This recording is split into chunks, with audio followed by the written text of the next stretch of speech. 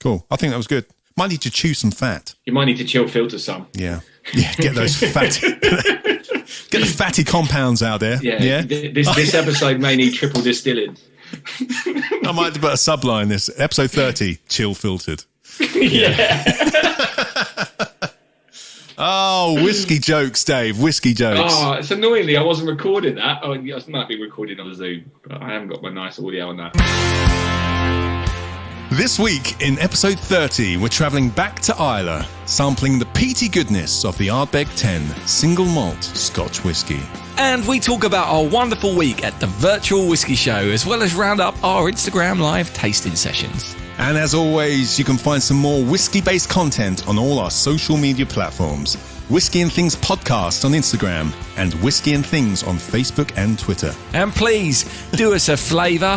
Where possible, give us a rating or review, or even better, share this podcast with your whiskey-loving friends. And you can also help the show and receive benefits by becoming a Patreon over on patreon.com/Whiskey and Things.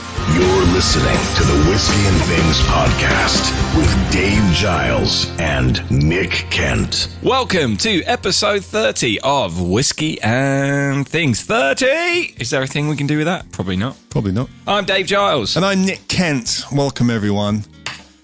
And if we sound tired... Yeah, exactly. It's because we are. It's been a long week of whiskey business.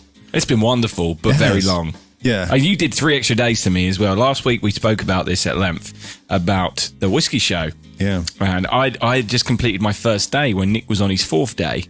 And yeah. now there's been 8 days and it's over. Yeah, I did the whole 8 days, man.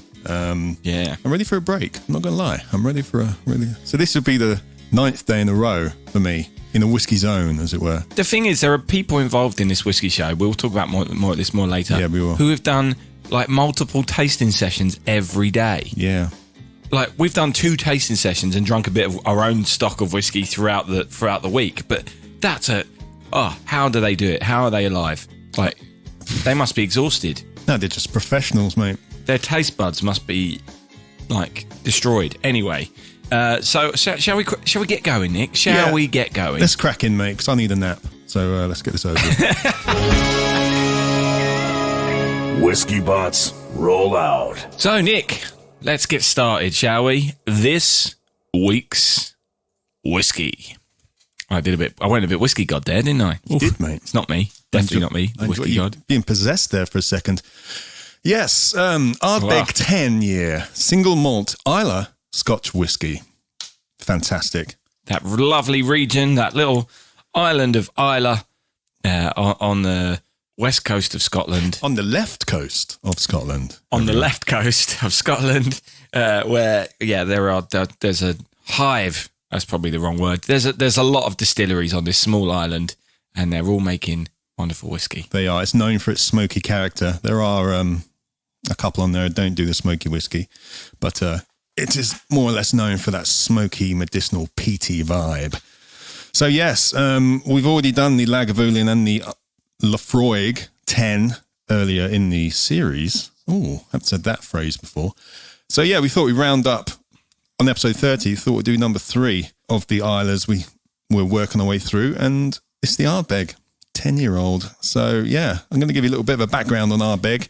The Ardbeg distillery was founded in 1815 by a guy called John McDougall. What? That's the Scottish name, isn't it? Such a Scottish name. I love it. I absolutely love it. Yeah, he took out a license establishing Ardbeg Distillery as a legitimate commercial concern. Nice. Yeah. It was sold in 1838 to Thomas Buchanan, a Glasgow spirit merchant, for a whopping £1,800, Dave. But the thing is, that's a lot of money back then. That's a huge amount of money. A lot of money now, to me, to be honest. Good point. Yeah, but John McDougall's son, Alexander, continues to manage the place. Right till up and now. What? Let me finish the story. Sorry. They sold it, but his son carried on running it, you know. Right. Alexander then passed away in 1853, and the company was run by Colin Hay and Alexander's sisters, Margaret and Flora, who became Scotland's first female distillers. Nice. That's a bit of history there. Nice. Yeah, it went through a few owners over the next century, and sadly, the distillery closed in 1981. Why is that, Nick? I think it's just weren't selling enough whiskey, mate. They Interesting. were known because they weren't making single malts back then. They were just distilling whiskey for blenders. So perhaps it wasn't really a popular ingredient, possibly. I do have next to that why ? So I did plan on finding out why, but I'm pretty sure that's probably That's why I asked the question, because I said why. I thought you were then going to answer it. Yeah. I thought, there's a question there. If I ask that, he'll answer it. No, that was me intending and going back and finding out that answer. Okay, excellent. Anyway, One but day. in 1987, Allied Lions acquired the then owners Hiram Walker and therefore the Ardbeg company. And 2 years later, they started distilling on a small scale to satisfy the demand of Ardbeg from blenders. But then it closed again in 1991. But in 1997, there's no why there, Dave. There's no why in there. Read the auto cue. Yeah. But in 1997, the distillery was bought by Glenmorangie and it reopened. Production resumed. And then a year later, in 1998, Ardbeg was voted Distillery of the Year. God, I smashed it straight away. So yeah, it's quite a comeback, Dave. Nice. And in the year 2000, the Ardbeg Committee was formed to ensure the doors of the distillery would never close again. It's kind of a club, I think. I've looked a bit into it. But also in that year 2000, they released the Ardbeg 10, which we are trying today. Yes. Lovely. I think that was beautiful. That was beautiful. It wasn't. So you gave me a sample of this a few weeks back. Yeah. But you have a full bottle, which you probably nearly finished this week, I I imagine. was going to say, I don't have a full bottle, Dave. I've been dipping in and out of this. Last week I went into this, I was drinking this at 11:30 when their distillery manager, Mickey Heads, who retired this week after 13 years of being at the distillery, he was on the Whisky Show, and I decided to have a little dram while he was talking. So, yeah, I've been into this a little bit this week already. I remember when we did the Lafroig, when we did the Lagavulin, we talked about there being a holy trinity. We made it up. I don't think this is written down anywhere. I don't know. Yeah, I don't know. It's just the ones. They're the most recognised whiskies from Islay, I think, because yeah, and they're all right next to each other, right? Yes, the three of them are within 2 miles of each other on the same road on the south of the island. Yeah, I mean, for those of you who remember the Lagavulin episode, there was a big water war back in the day as well. Which I think I'm sure Lagavulin. Lagavulin or is Lagavulin? Lagavulin. You're doing it now. What is it? It's whatever you want. We've established that this week. It's whatever you want. We have indeed. So, David. But yeah, let's crack on with this Ardbeg 10. I'm going to have a little nose. So the Islay stuff as we squeak. Oh, it's back. Oh yes, that was glorious. So wasn't it? Satisfying. That is a real Squeak, cork, everyone. Squeak, pause, pop. Love it.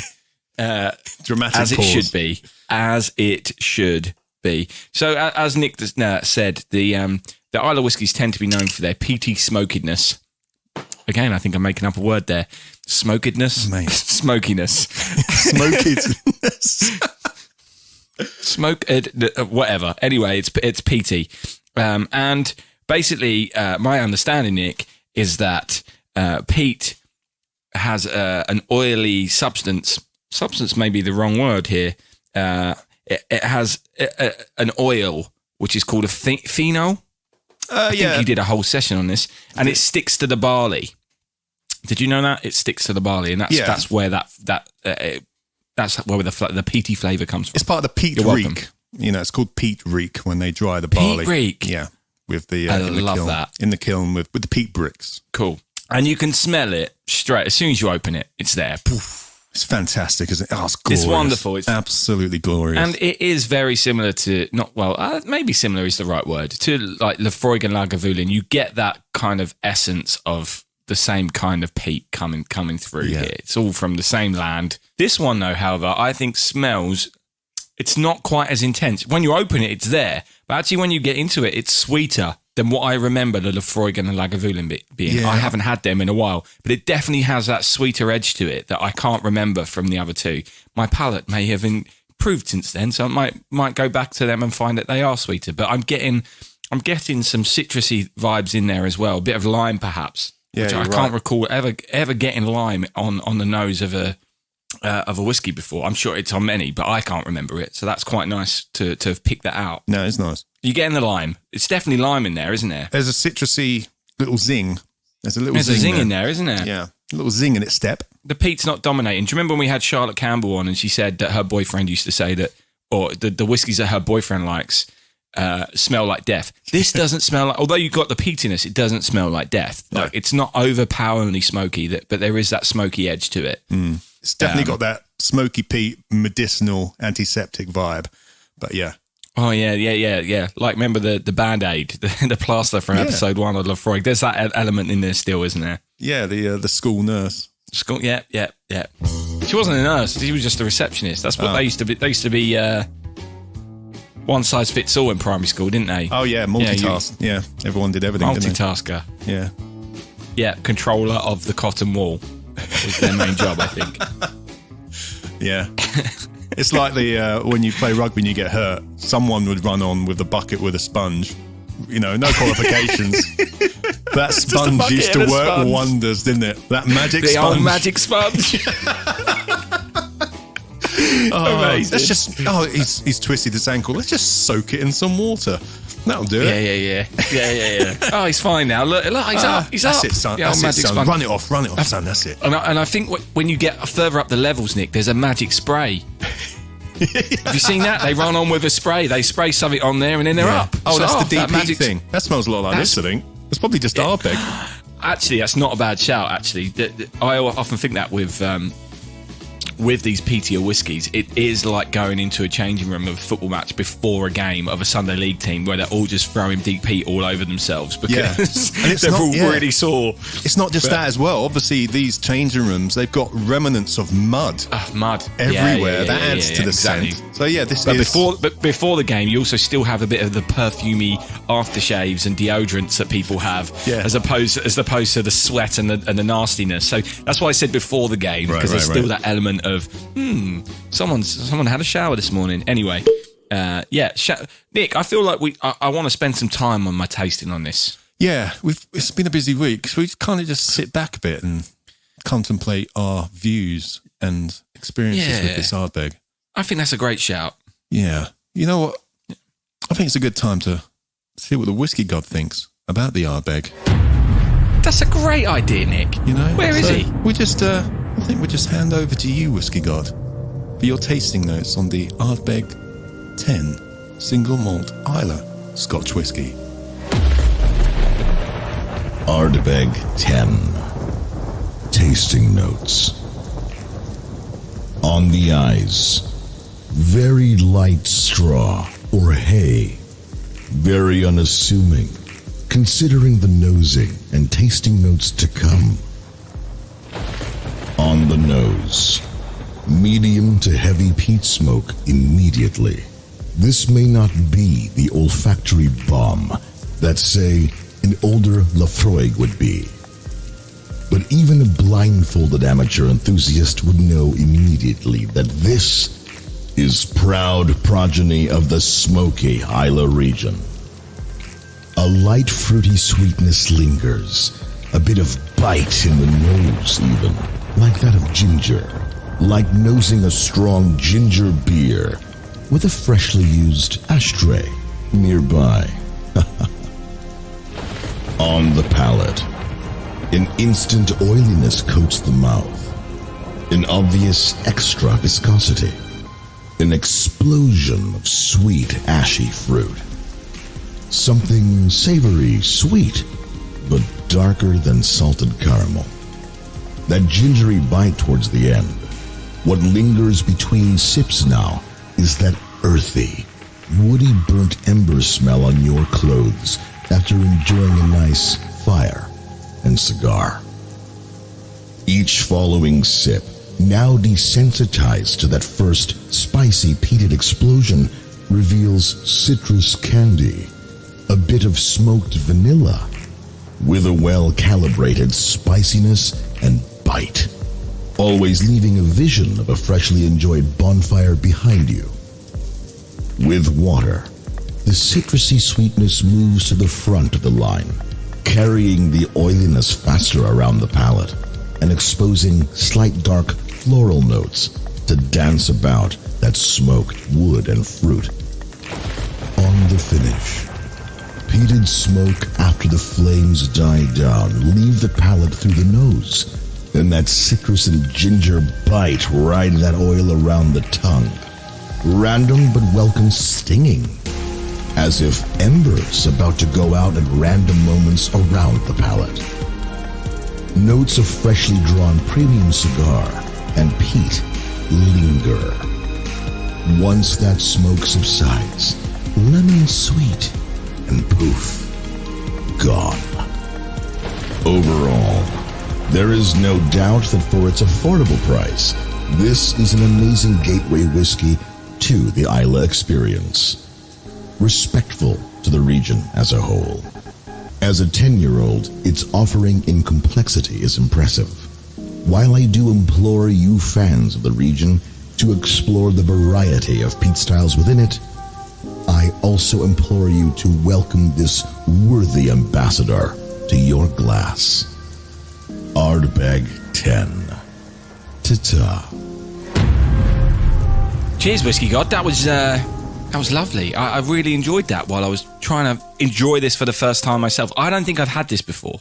Yeah, you can definitely get that oiliness that he's talking about. And perhaps it's smokier on the finish than it is on the nose. That it really does that smokiness. The wood, the burnt wood, you can really get on the end, right at the back of the tongue. For me, it's a lovely warming burn. Yeah. Oh, that's glorious, mate. That's really nice. That is actually really nice. Because I definitely preferred this to the Lafroig. It's a lot more delicate than the Lafroig in my mind. The Lafroig is so intense on the peatiness and the smoke, whereas this feels less. Yeah, I was hoping to. I should have put through. I've got the others in the old larder up there. Actually, I should have done a little 3-way. I'm trying to do that thing that you've told me to do. Is can I, with the Islay stuff, can I taste within the experience the sea? Can I close my eyes and picture the sea salt and the weather and all that kind of stuff that would make this small West Coast Scottish island have its character? And there is that element in there as well. I definitely like, especially if you close your eyes and picture it, that sea saltiness is definitely there within it. Are you getting that? There is that kind of, I don't know, it just reminds you of being somewhere quite cold, wanting something but there being warm. a coast. Yeah, the sea, the breeze and the salt in your face and all that kind of stuff kind of takes you right back to that. Exactly. But yeah, there is that kind of that vanilla thing in there, but also like, salted caramelly kind of vibe as well. As the old God said there. Yeah. But yeah, and again, he's I like what he said about the woody burnt ember smell on your clothes after enjoying a fire and a cigar. Yeah. That's exactly what this is. That's exactly what this is. Have you ever sat around a bonfire, next day smelt your t-shirt? Yeah. That's or your hoodie. There's it's an not element the horrible of that within this. pre-2007 when you've been to a club and you wake up in the morning and your clothes stink of cigarettes. Yes, it's not that. It's not that. No. No, that's a lovely thought process. I like that you did that. Hey, so Nick, last week we talked about that book by the Whiskey Manual by Dave Broom. Do you remember I mentioned that? And we were in a session, and so within this book, it's amazing. So all the different whiskies he's got in here. There are 5 drinks he suggests drinking it with. Amazing. Soda, ginger ale, cola, coconut water, and green tea. And he gives them all a mark out of 5 as to what he thinks brings out the most flavours when doing that. Because obviously, with as Whiskey God did, he said with water you get some more citrus on the front. And we've said in the past that water really can bring out bring out more flavour, especially of the oily ones. And it's interesting here, although none of the 5 different drinks has got a 5, which means you have to try this with this. There have 2 4s, and that's soda water, which would have a similar impact to water, but with a bit of fizz. Like a highball. And coconut water. I'm really intrigued by that. Me too. There's and I mean, basically, coconut water and soda got 4, ginger ale and cola got 3, and green tea got 2. What I love about all those as well, 5. they're not complicated cocktails for people to make. No. It's a cheap ingredient. You can just pick up and just give it a go. So yeah, exactly. So I'm going to make sure from now on that I have, because obviously this arrived and I haven't been out to the shop. So I'm going to make sure I've got those ingredients in. Yeah. And when Dave has given it 4 or 5, I will bring that up and say, oh, we should try it like this, just because I think that's interesting. No, definitely. And I would never have thought to put coconut, well, he's clearly looked into the reason why, but coconut water just on its own is an incredibly crazy idea. But I would never have thought to even try a whiskey like this with Coke. To me, that's not something you would have done. No. But he's broken that down as to say, why not? I've watched some videos on it and it's meant to be lovely, like a smoky Coke vibe, you know. Yeah, and it makes a lot of sense. I just think it's because everyone has, I don't know, it's a snobby thing which I thought wouldn't happen, which I'm glad I've now been talked out of. But also I often think about this with more expensive whiskies. How much is this, Nick? Have you said that already? No, I haven't. It ranges £42 to £45, depending. If I were to use this in a cocktail, I wouldn't feel like I'm wasting money. For me, when a whiskey gets over 50 quid, I'm nervous about adding anything because I've spent a lot of money on it. Because it's expensive for a reason. There are flavours in there which may not, add to a cocktail, if you know what I mean. Yeah. You could use something 100%. similar and get the same results, Yeah. So I find that interesting, and for those who are interested, it's a really good book. I've been dipping in and out of it a few times over this week. It's called The Manual, Whiskey, The Manual by Dave Broom, and I believe it's available on many websites. But we saw Dave Broom do a talk, and he's great anyway. So yeah, I've watched a few. Really interesting guy. Yeah, so that's a book I would recommend. Fantastic. And I will be dipping in and out of it over our tastings. And I'll always quote him because I think it's important to do so. I'm not going to rip off all these stuff without saying it. But no. Yeah, as with any of these things, it's still got to be your experience. But I will happily be guided by someone like him. Oh, mate, I've discovered a load of people to be guided by this week. So exactly. So yeah, I think this is great. I think this I prefer this to the Lafroig. My memory of the Lagavulin is I prefer the Lagavulin, but they're both a similar price. I think Lagavulin is probably a tiny bit more expensive than that. But yeah, well, that's a 16-year-old. So yeah, we're in the 50 quids for that, I think. Yeah, but Lafroig is definitely a similar price, maybe a little bit cheaper. I'm not sure, but if you see Ardbeg on your supermarket shelves and you fancy something a little bit stronger, i.e., when I say stronger, I mean with stronger flavour than your regular whiskey, you might enjoy this. Yeah. Although it is 46% as well, so that's cool. It's as Whiskey God said, it's a good introduction to the Islay character. Yeah, definitely more so than Lafroig. This is a better introduction to it, and you might not like it. I think it is an acquired taste. You might not like it on your first go. I need to try all three at the same time to see which one myself. But I see where you're getting there. I think that would be. I think we should do that at some point. Maybe as a special reserve show. If we can get together with those three and sit there and just do a little chat about your 3 high. Islay. Yeah, exactly. Maybe throw in some curveballs from around the island as well. But these are probably the 3 high street Islas, right? High Street Islay. Anyway, yeah, so if anyone has got their own experience of Ardbeg, Ted, please do let us know. We'd love to hear from you. Whiskey and things. You're listening to Whiskey and things. Whiskey and things. And things and whiskey. Whiskey? And things. Whiskey and what? And things. Yeah. Hey, Nick. Yes, mate. I'm here. I think it's time again. Well, yeah, it's not booze round. Definitely not. It's something much more exhilarating because I've done a whole 8 days of Whisky Show. So we're returning for one last time for the foreseeable future to Smooze Round. Smooze Round. Yes, we are. That's the best sting. That's MIDI-tastic, that sting. Obviously, we have spent the week at the Whisky Show, as we talked about. And it's been really wonderful. And so we talk highlights? Yes, we should do highlights, really. There was so much good stuff, man. So much good stuff. What did you learn? What would you take? What's your big takeaway from the Whisky Show? Well, there was a couple of important conversations I was in. I think before you started the week, there was an important conversation about diversity in whiskey and the drinks business, basically. Mark Gillespie of Whiskey Cast, another great, like we're one, a great whiskey podcast. He hosted a chat with Becky Paskin from rwhiskey.com, who, of course, triggered the backlash and conversation about the Whiskey Bible a few weeks ago. Samara Rivers from the Black Bourbon Society, Tracy Franklin, who's the first participant in the Nearest and Jack Advancement Initiative, and Jackie Summers, who's a liquor company founder and bartending guru. They had a chat about diversity in the industry, and it was a really, really interesting conversation. I urge you all, after you've listened to our podcast, to go listen to the Whiskey Cast show, because he's put a segment of the conversation into that podcast, and it was really, really interesting. For example, Jackie Summers discovered when he got his liquor license in 2012, he was the only black man in America with a license to make liquor. And he talks about all the challenges he went through as a black brand owner. In 2012. That's not long ago. 2012, yeah. And That's crazy. They were talking about experiences they've had. Like, you turn up at the door of a bar or event, and the people there would assume he was the delivery driver. It's that kind of, they really go into a lot of different things, but there were some really shocking parts of the conversation. So I urge everyone, I'm not going to go into it now, I urge everyone to go listen to that, because I think it's a really important conversation.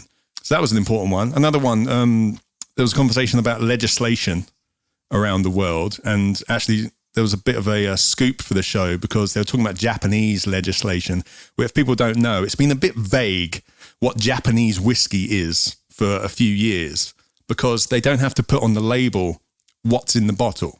And because a lot of the aging stock was running out, because they didn't make enough Japanese whiskey, which, as we know, is very nice, some companies kind of took advantage of loopholes, etc., to put out whiskies which had been imported from all over the place, blended together, and then released as Japanese whiskey. Wow. Yeah, so that's been a thing. So a lot of people have lost trust in the Japanese whiskey kind of industry because of that. If you want to read more about that, Dave Broom, again, did a great article on it in 2018, and I'll link that in the doobie-doos. But Joka Tanaka, who's an award-winning master blender at the Kirin Group, dropped that next year there is legislation coming in Japan.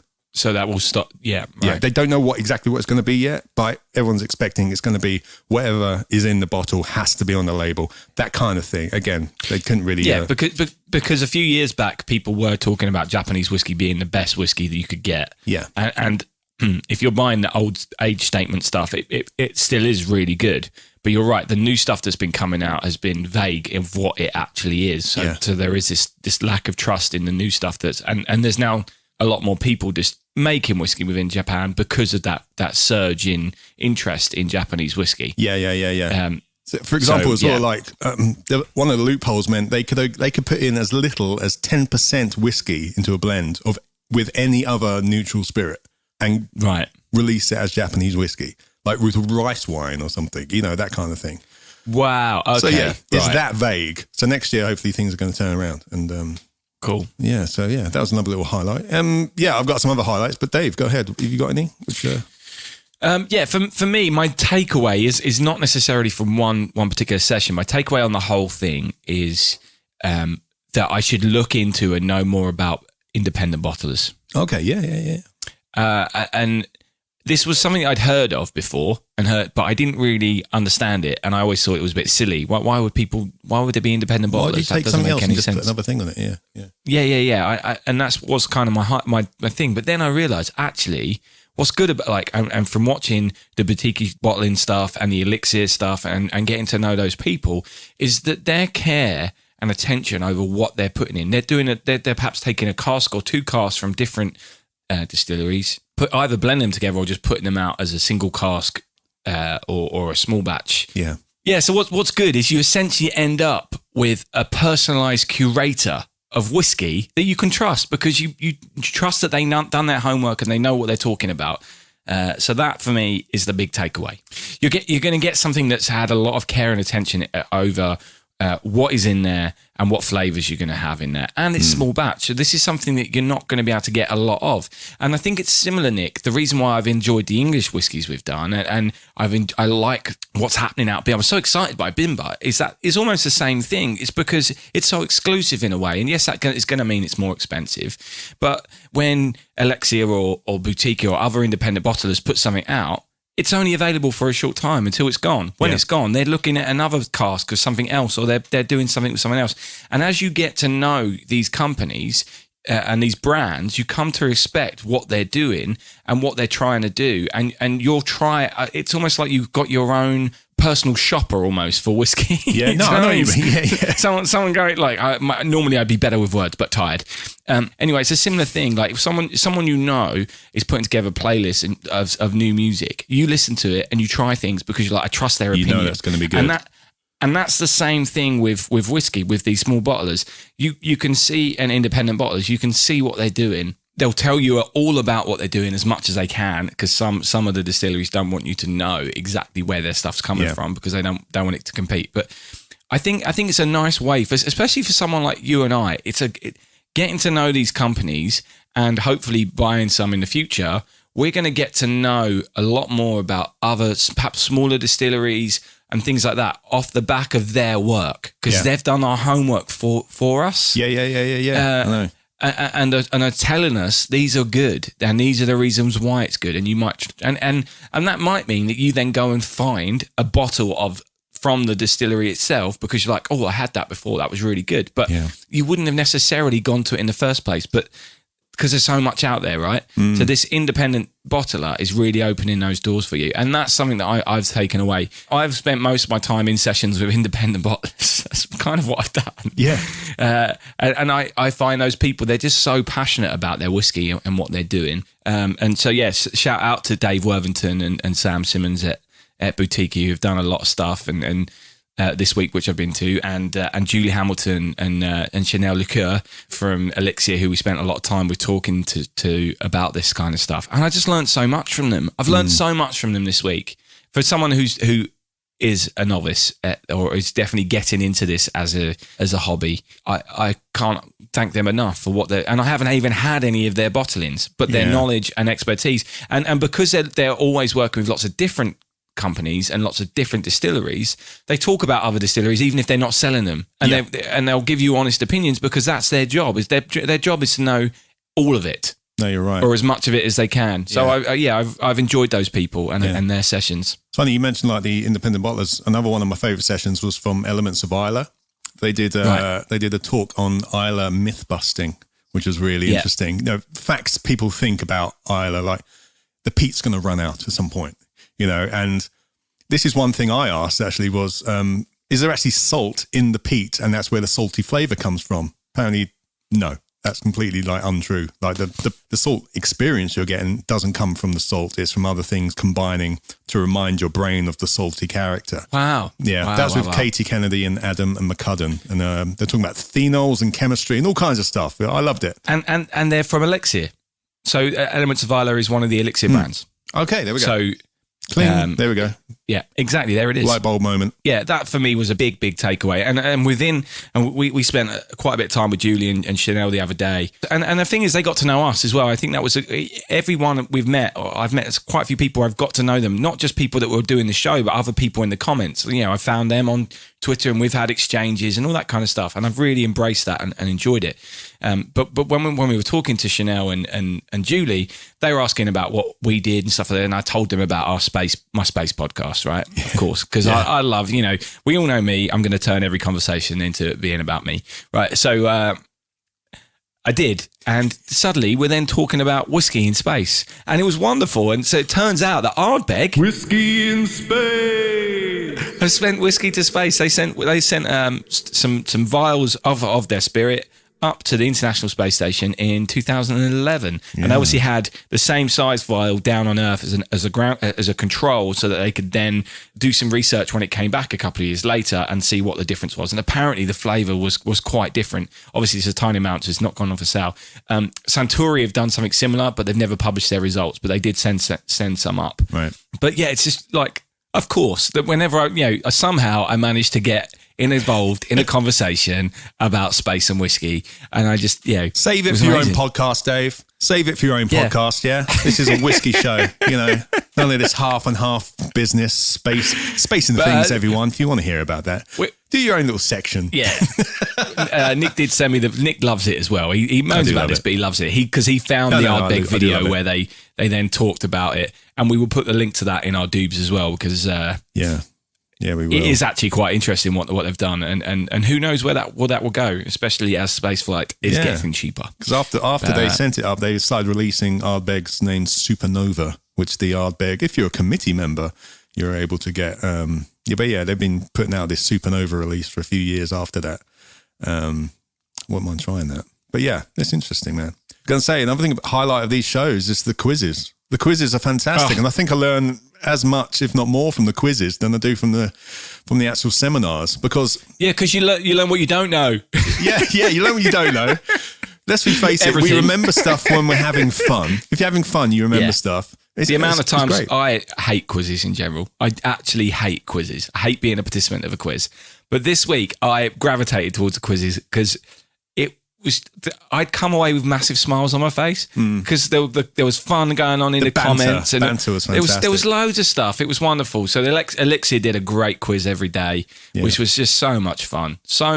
And as I said, the Batiki guys would have little silly games in their sessions as well, which their tea time thing, which I always loved as well. Shivers did a great one as well. Did they? I missed that. Yeah, that's before you joined. I'm sure they're every day, but the one I did was before you joined. But I think we've learned, don't put any money on me is the rule. Katie Kennedy lost 10 quid to me. She lost 10 quid. Yeah. She still owes it me. Sorry. I apologise on behalf of the Whiskey and Things Corporation. Well, in fairness, I did put odds at 100 to 1 on you, so I was making it fairly obvious that I was offering her $1,000, which I don't have. I felt I was pretty safe putting out that bet. Yes, I know a bit about the history. I was doing the history. It's the geography of Scotland I need to scrub up on. Yeah, that was always the rounds that I would struggle on, the geography. I was like, phew. Yeah. And yesterday, Nick, for the final one, knowing it was going to be about the Lowlands, I did a load of research. I came third. I did come third. And in fairness, I came third 3 times, but that was all from guessing. I didn't have time. I actually knew a few things. It was great. I spent an hour. I was like, I'm not going to watch the next session. I'm going to research the Lowlands. Yeah, I didn't have time. I didn't have time to do any research because I was researching other things, but never mind. Yeah, it was a good ways of learning more. And also, as we said, just know what we don't know, which is a lot. It's fantastic. Anyway, sweet. As a whole, Whisky it's Show. a great Can't week. wait for next year. Yeah, we can actually all get together in a room. That'd be fantastic. So hope you had a good time if you were there also. For 20 quid though, can't knock it, can you? Absolutely. I mean, I actually really do feel for some of the people that were running those sessions and working for those companies, because that's a long week. Yeah. That's a very, very long 9 days of having to be online, presenting, drinking, because a lot of it is, you are having to have, even if they're just having small little samples, there's a lot of that going on. I imagine today there's a lot of people who had long lie-ins. Yes, and I hope some of those people take some time off over next week and just drink a lot of water. Yes. Take a chill pill. We'll take over from here. No. No, cool. I'm going to sleep.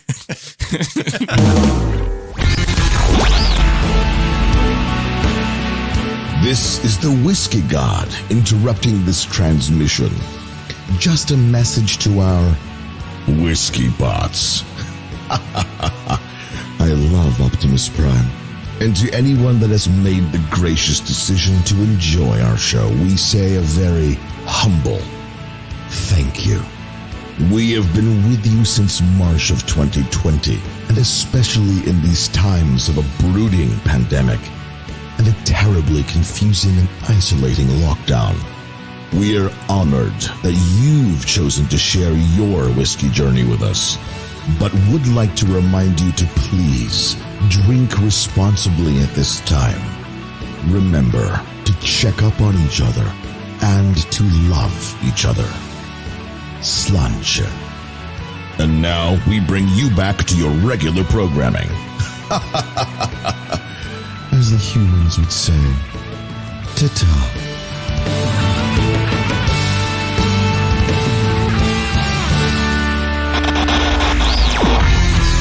Whiskey! We had another first this week, didn't we, Dave? We did. We did. Yeah, our first Instagram live tasting sessions. We thought we'd give it a go. It was fun. Did. It was fun.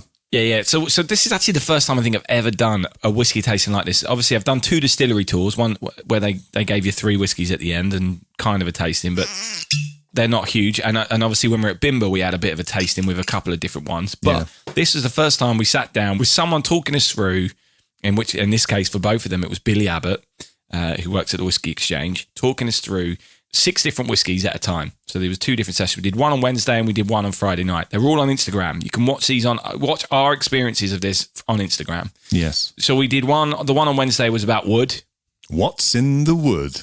Yes. What's in the wood? And there was 3 different distillers: Westland from Seattle, Whistle Pig, which is also American, and I'm not sure exactly where they are, and Ichiro from Japan, and that was wonderful. And then on Friday we had the English one where we had 6 different English whiskies, including Bimber, Cotswolds, who we've obviously both done before in the show, but different ones than we've had before, I think. Anyway, there was also the Lakes and the East London Whisky Company or Spirit Company, whatever they're called. I think it's East London Liquor Company. Liquor Company. Thank you very much. Yeah, they do a lot of things there. And then there was the English Whisky Company. And one from Yorkshire whose name escapes me. Oh, the Feely Bay, the only distillery in Yorkshire at the moment. So that was really interesting because obviously we've had the 2 English whiskies on the show before and I've really liked them. So it was good to have a sample of a few more. Although, if I'm brutally honest, Nick, by that point, I was fatigued. This was the last part of the show. It was. And I did struggle on that one compared to the Wednesday one at coming up with comprehensive notes. I think as well, I was because just so tired. Yeah, I was tired as well with the English ones because with the What's in the Wood tasting, we were comparing 2 different whiskies from the same distillery, and with the difference being one was mainly aged in white oak, which is kind of the normal way of doing things, or the most popular way of doing things, and then another one from a more exotic wood. So the differences were much more severe than the English whiskey one, where the 6 we English were trying ones. 6 different, English whiskies, which did kind of have the same character with subtle differences. Yeah, I think that's fair. So that was why it was a bit trickier to pick things out for me, and I was a bit more like, what am I picking out? Sometimes it launched out, but that first one, What's in the Wood, was fantastic. I really enjoyed that tasting because they were so diverse. I mean, good Lord! I mean, for the first time, you hear people saying, "Oh." You hear a lot of wine and with whiskey as well about food pairings and stuff. And it didn't come up in the tasting. But for me, it's kind of opened up my eyes into that kind of area, not as like a snobby thing.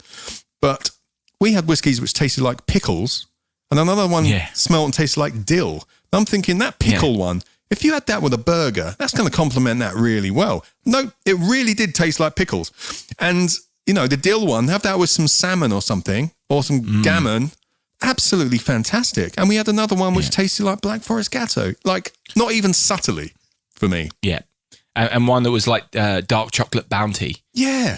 The dark chocolate bounty of a Christmas. It was just like that. Exactly. You could have, so you got 2 whiskies which you could have as a dessert and 2 that you would accompany your main meal really well. And that kind of vibe, yeah. And even 100%. As, beginners would, which we kind of are, Dave, let's face it.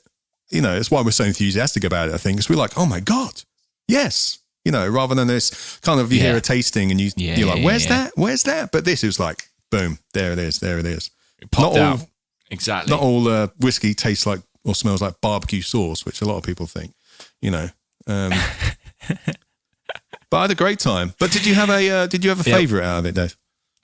I did. I had a favourite on both, and they're they really stood out for me. So they happen to be the most expensive of both. Yeah, we found this. I like the cheap stuff, or the cheap, the more reasonably priced ones, and Dave liked the more exotic range, shall we say? So for me, the Westland Distillery stuff, the single malt from Westland, their Gariana Wood, that really was just incredible for me. I loved that.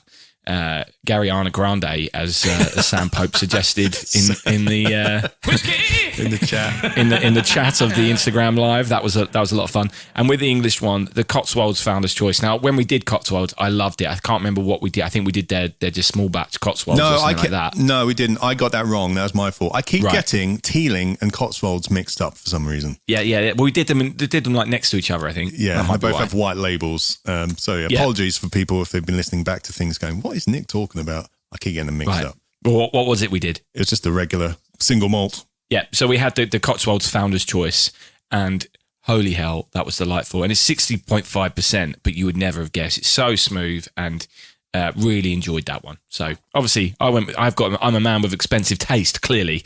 But yourself? My favourite, it was the Westland American Oak single malt from the first. So the cheap Westland. It was 64.95. I wouldn't call it cheap, but it was the more the reasonable. Gariana was like £160 or something. It was £165, like that, wasn't it? Yeah. So yeah, for $64.95 at 46% ABV, the Westland American Oak single malt for me, it tasted like Black Forest Gatto, and black. You got that black cherry and chocolate in there, and again, it's not subtle. It's not like a sweet. You're not drinking a milkshake or anything. It's still whiskey, but it just, for me, just tasted beautiful. And that's the one I kept gravitating back. It just kept making me go, oh yeah.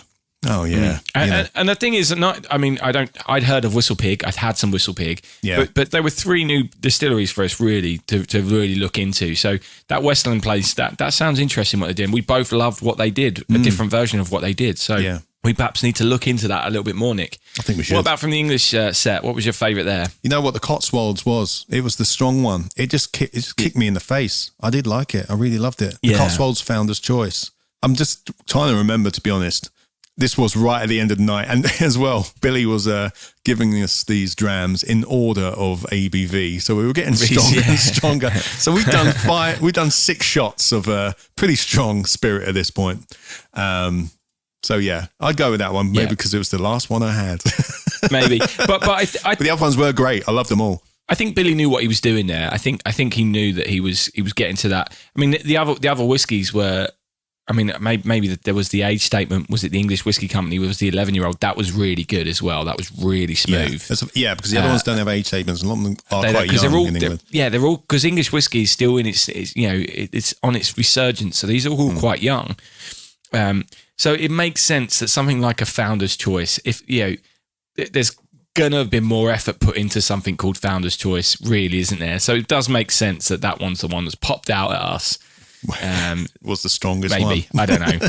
Yeah, and it's the strongest one. But who knows? Who knows? A lot of fun. Anyway. You can rewatch those on Instagram as well. They're on our feed at Whiskey and Things Podcast. Yep. And hopefully we'll do other tastings in future. Definitely. You're listening to the Whiskey and Things Podcast. Okay, so that's all we've got time for this week. In fairness, Nick, the 2 whiskies that I liked the most from that thing were the ones I was drinking out of my Whiskey and Things Glencairn. Maybe that's got something to do with it. Who knows? Maybe, yeah. Thanks to those of you who have posted your photos of you drinking out of those. Yes, thank you. If you would like to buy one, they're still available on our website. But what are we up to next week, Nick? Episode 31. Well, you know what, mate? I thought I'd let you decide. I'm going to play a little game. Only a quick one, right? I thought it'd be nice because the last few weeks I've had the bottle and I felt like, I've had a bit of an advantage with the tasting, or I've got to enjoy it for a few days before, and Dave's been a bit on the spot. So I'm going to give you 3 whiskies, Dave, and these are ones you have the bottle of. Okay, so you can choose. All right. You talked about. Can I not just choose it right now, without you giving me these, and see if it's one of the 3 that are there? You can. Okay, let's do that. All right. I know you've done some planning on that, and that's really thoughtful. But can we do the Balvenie Caribbean cask? And I'm hoping that's one of your 3 that you have there, because I'm running out, and I love it. Let's see. Let's see, shall we? Well, I had I had the 4 Roses small batch Kentucky Straight Bourbon. I'm going to want to do that soon as well. That's because I'm running out of that. With the all malt from Nika. I'm also running out of that. Yeah. And good thing is, I think number 3 is the Balvenie 14-year-old. In fairness, they are. I don't know if you knew this, but they're the 3 bottles I've got least amount left of. Well, so, I know you I'm like. not sure I know you love the rum cast, man. The Caribbean rum cast. Yeah, from that, I do love that, and I love Four Roses as well. So, so both of those I'd appreciate doing pretty quickly. Well, I think we've just established our next 3 weeks, to be honest. Yeah. The all malt though, the all malt. I'm pretty sure you've drunk most of that. Nah, doesn't sound when like me. You've come round. I'm pretty sure that's one. Yeah, I've had that for a while now. That was given to me last February, I think. So, yeah, interestingly, 2 of those have been given to me by Hannah Beasley. Beasley! Anyway. Big up the Beasley! Thank you very much for listening. Don't forget, find us on our social medias and our Patreon and all that kind of stuff. Come and get involved with the show. Please. Yes. We love it when you do. Yes, please. Sweet. Okay. As we always say, Dave. Yes. Yes. Yes. As we always say. Cheers. Thanks for coming. Thanks for coming. It doesn't matter. I move them every week anyway. I move them. Production value. Whiskey and Things has been brought to you by And Things Productions.